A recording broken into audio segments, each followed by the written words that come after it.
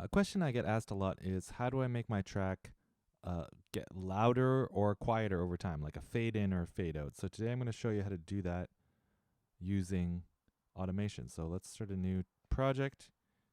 Software instruments, fine. I might just drag in a loop to make things easy.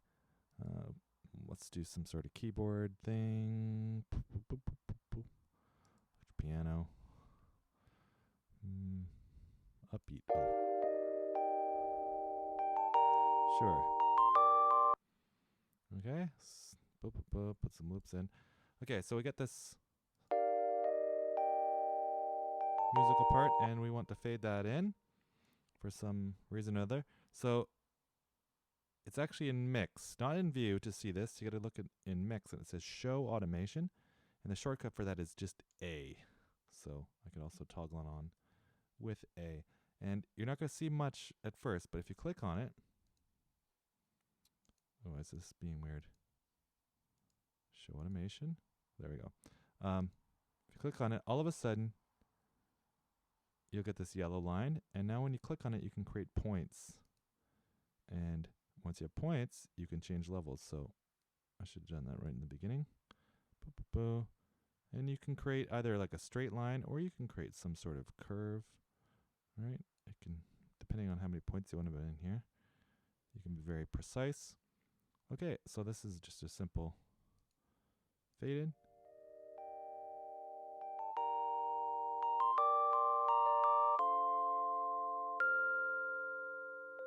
And of course, we could fade this out just as easily.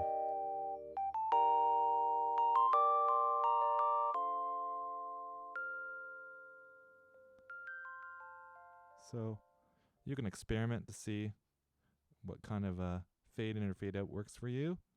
Sometimes you can do this, just pull bits of a part out that you don't want.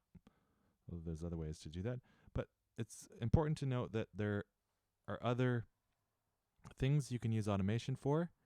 The default is volume, but there's all these other effects, right? So pan, that's whether it's left or right. So you can do stereo effects with automation. Echo and reverb, you can take these, say reverb, say we want to slowly add reverb over time. We could do the same thing and then create other points and manipulate it. Right?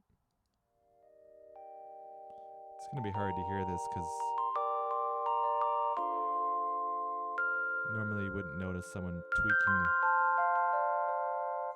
the reverb at the same time as volume, but if we did something more dramatic, like drive, so that's, drive is more like distortion, right? So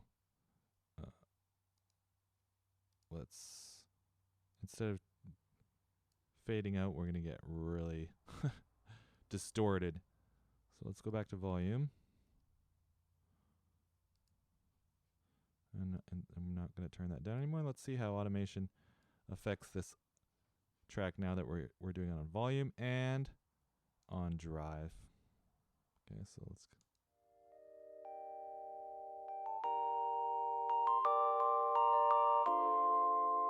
Okay, I'll look at the drive.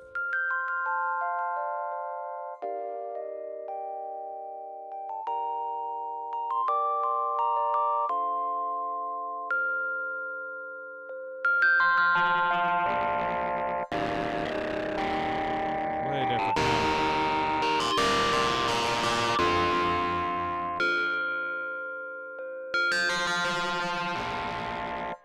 Okay, that's kind of cool.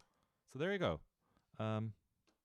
That's a quick tutorial on using automation. Most often you'll be using it for volume. Experiment with other effects with automation as well and see what you can create. There you go.